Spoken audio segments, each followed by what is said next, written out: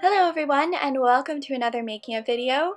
This time I'll be going through the process of making a 1950s inspired dress. I based this design off a vintage dress I saw on Etsy. It's an interesting design because the darts to shape the bodice extend out from a seam at the front, and the sleeves are also part of the bodice pattern instead of being separate. I made my dress from a pattern I drafted myself and 3 yards of this pretty polka dot fabric. I also used 3 yards of cotton broadcloth for lining, a zipper, and a single hook and eye closure. The first step involved pinning the skirt pattern to the lining fabric, and I pinned the pattern to the folded edge of the material. The skirt pattern I'm using is 1/4 of a circle skirt, so when it's cut on the fabric's fold, it forms a half circle. If you're curious about the process of drafting a circle skirt, I have a detailed tutorial all about making them, which will be linked down below. After the pattern was pinned in place, I cut around it.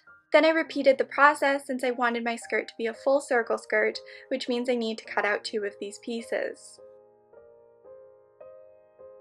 Then I pinned the lining panels onto the polka dot fabric and cut around them.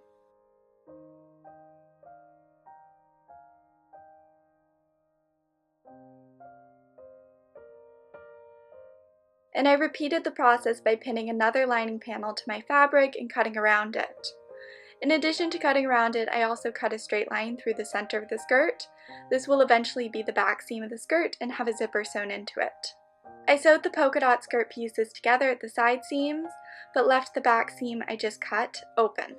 And since I'm lining the skirt, I don't have to worry about anything fraying, so I'm sewing these as normal 1/2-inch seams with the right sides of the fabric facing each other. I'm repeating that process once again, this time with the lining.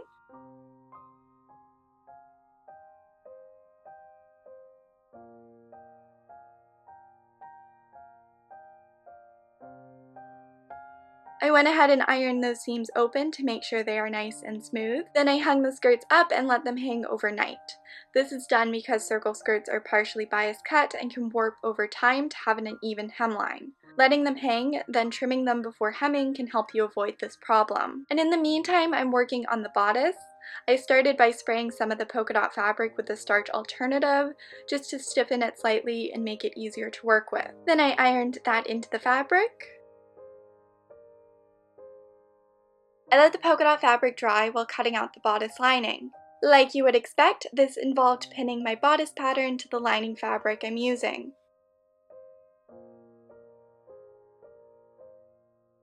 The pieces were cut out.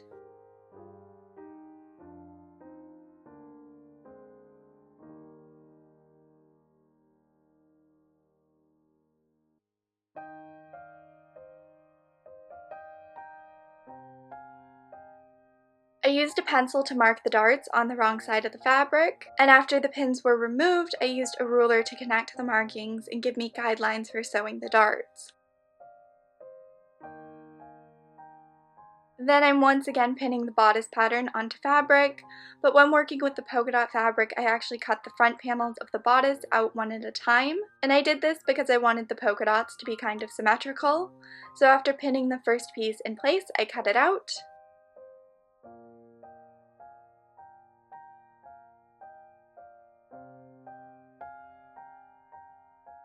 Then used chalk to mark the dart lines. And I pinned the piece I just cut out to another piece of fabric with the wrong sides facing each other. And I made sure all the polka dots lined up around the edges before pinning it down.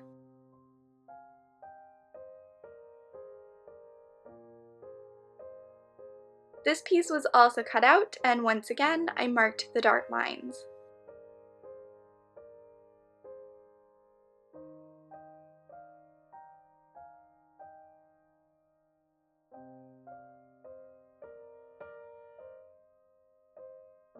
For the back panels, I wasn't as concerned about the print lining up, so I pinned and cut these out normally.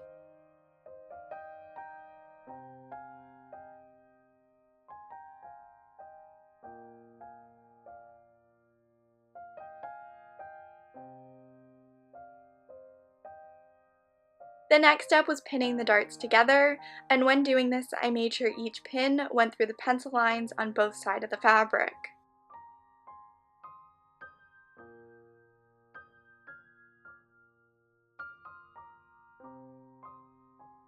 The darts were sewn, and my one tip for doing darts is to extend the stitching past the point where it tapers off. That's going to make them look smooth after they're ironed.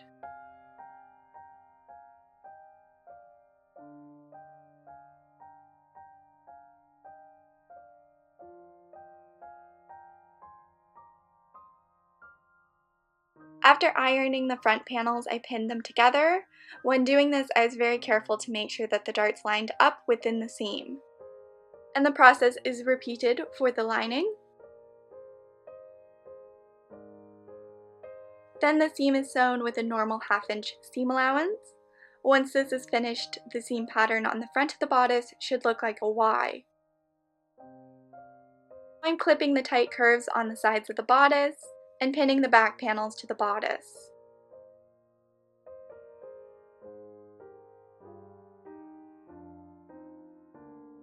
And as you could probably guess, I'm doing the same thing with the lining.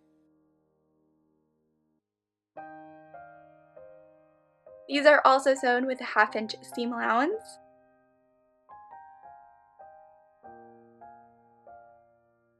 And once that's done, I also sewed the shoulder seams.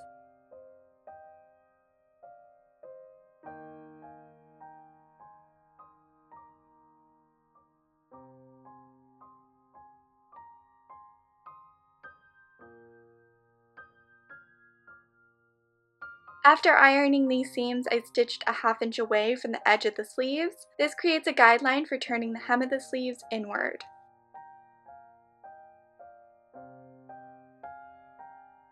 Then I pinned the lining to the polka dot bodice. They get pinned together around the neckline and back edge. When doing this, I always make sure the major seams and corners line up first, then I pin outward from those points. And they are pinned with the right sides of the fabric facing each other. Those get sewn together with a 1/2 inch seam allowance.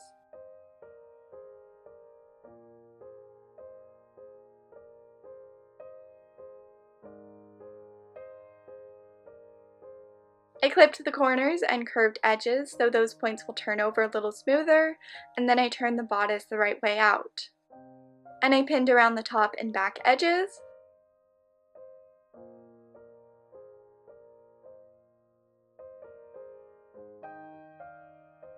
I top stitched these edges down by machine, sewing as close to the edge as I possibly could.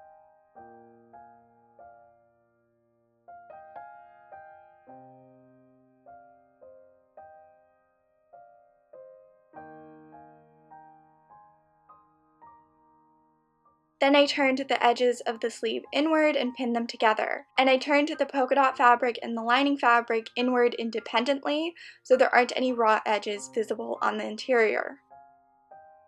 And I sewed those down a 1/4 inch away from the edge of the fabric.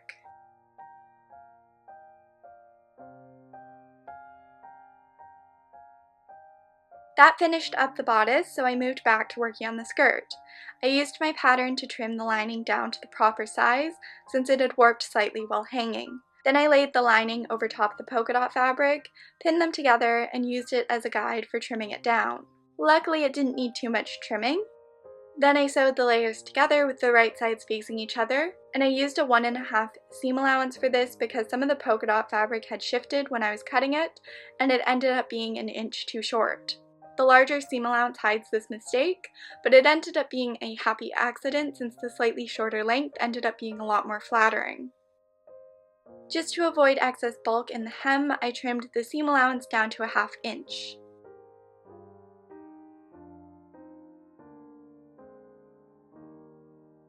Then I turned the skirt the right way out and pinned around the bottom edge.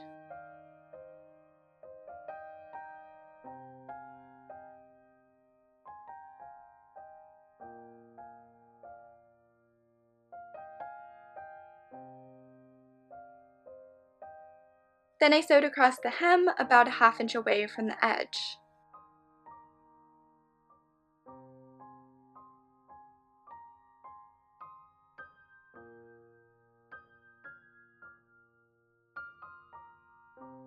Just to secure the layers together, I top stitched across the waistline and back edges.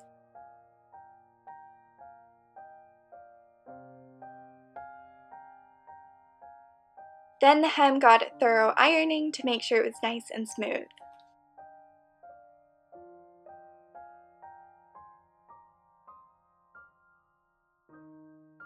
I marked the center point on the skirt, then lined the center front of the bodice up with that and pinned the pieces together.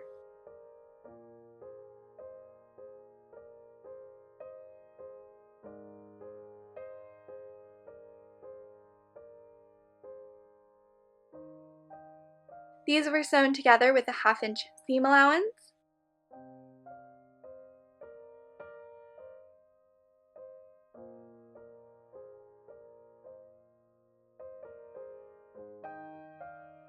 And I covered the raw edge with some tiny bias tape. I'm using the store-bought kind for once.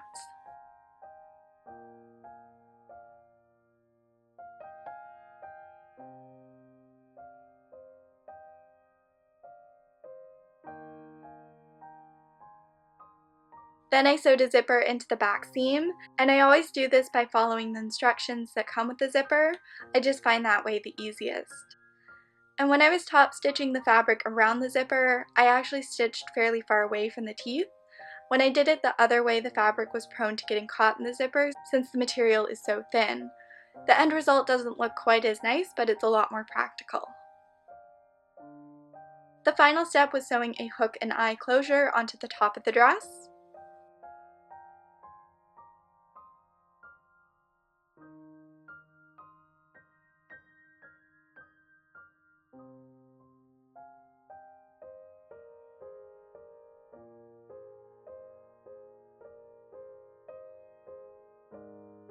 And that's it! My beautiful polka dot dress is done.